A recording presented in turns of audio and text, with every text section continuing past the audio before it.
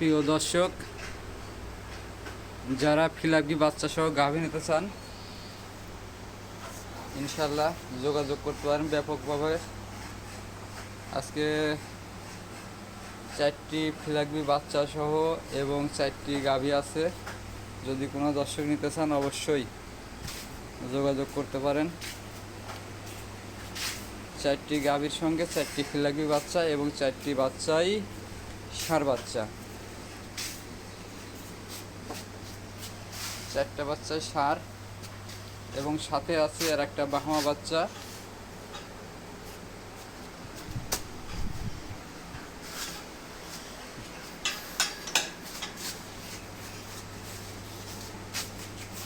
দর্শক, একটা বাহামা বাচ্চা সহ আছে।